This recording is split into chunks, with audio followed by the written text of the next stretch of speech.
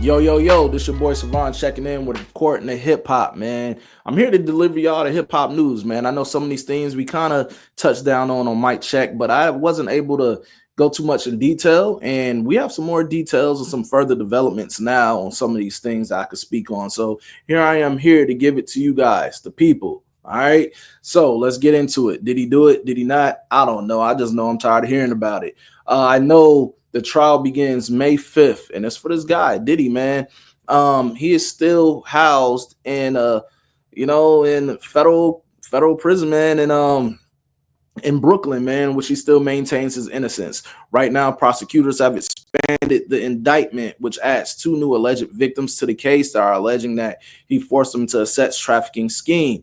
One of the stories have went as far as saying that he dangled a woman over a balcony. Pretty crazy, man.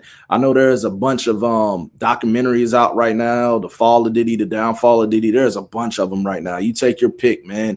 I know it ranges from individuals that work for him or were signed to him that have their accounts of situations with him. I haven't checked them out. You guys can go check them out. You guys form your own opinions based off what y'all see from that. I know Day 26 did a Breakfast Club interview. They briefly spoke on him, more so Q and his experience with Diddy. But I don't know what to believe and what not. But let's get back to this case, man. As far as the superseding indictment, there's no new further charges being brought, but this adds on and expands the already current indictment. All right. And I think it could bring along harsher penalties because if found guilty, because these alleged victims are saying the course of when this alleged sex trafficking ordeal took place was from the times of 2004 all the way up to 2024, which is pretty crazy when you think about it. Like I said, the trial doesn't begin until May 5th. We don't know what's to come from this. So I'm going to keep you guys locked in when I get further news. All right. Thank you. We're going to move it along. A$AP Rocky, man. A$AP Rocky was charged with firing a semi-automatic firearm at his former group mate and friend, A$AP Rocky. We're in day 4 of the trial in which A$AP Rocky has already took stand. All right. He have took the stand to basically give his testimony by corroborating the story that A$AP Rocky shot at him, man. I know prior to this case, prior to the trial beginning, there was issues with the jury selection in which this jury of peers didn't so much look like peers of Rocky, you know. So I know Al Sharpton spoke out about it, but it seems like nothing has changed as far as that. This trial is underway. It's fully underway. And Relly has been cross-examined. And that's the latest news as far as the new developing things that was going on. But as far as the cross-examination of A$AP Rocky, we have A$AP Rocky's lawyer that's asking questions, and it ranges from a lot of things. He asked him about the night that took place in which this alleged firearm was fired at him, and his testimony was pretty crazy because it seems like you're a victim, but you were provoking him to do what you said he did to you. There were alleged text messages that were erased in which he took violent tones and threats against A$AP Rocky, threatened to beat him up. I don't know. It's crazy how a victim seems more like the aggressor. But I still don't know how it's going to turn out, man, because I said it on Mic Check. Anytime you have an individual that has been shot or shot at and they live to tell the story and they testify, you usually don't see that work out in the favor of the person that's being accused. With this, I don't know. I know early on it wasn't looking too good because the video of seeing A$AP Rocky with this alleged firearm, I don't know, man. I know there were stories that were saying that his lawyer was saying in defense it was a prop gun and he carries it for protection. I don't know, man. I don't seem kind of shaky. I don't know what to take from this. I know people are turning their attention to a lot of things that don't matter about this case, like Rihanna and what she's wearing in trial and things like that. This trial is between A$AP Rocky and A$AP Rocky, man. Let's stick to it. But it's not looking good for A$AP Rocky on the stand. He's a bit hostile. I know A$AP Rocky's lawyer was asking him questions and he was acting as if he didn't understand it when they're clear as day, and he was taking hostile tones.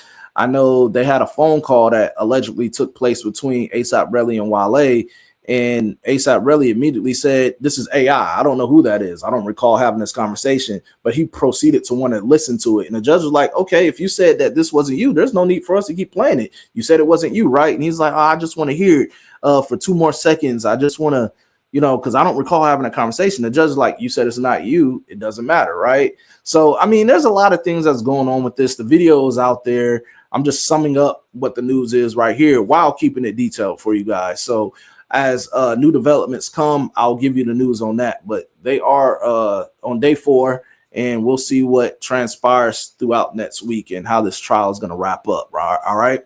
So I'm going to move on to the next thing. Don't he got a weird case? Why is he around? Akademiks, man. Oh, Akademiks, man. Recently he was on Twitch with a 15-year-old streamer, in which he said some things that was pretty weird. Him and another individual. I don't know who that other individual is. But he was banned from Twitch, man. And he got on his stream, and what was supposed to be I guess taking accountability kind of turned into him turning up in his Akademiks way of turning up. I guess it's sort of weird, man.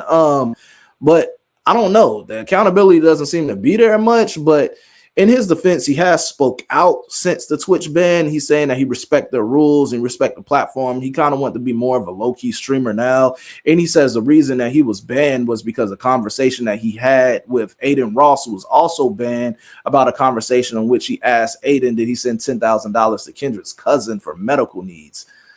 I don't know if I'm buying that too much, but like I said, I have no dog in this fight. I'm just delivering the news, man. But hey, man, we'll see what happens next with Akademiks, man.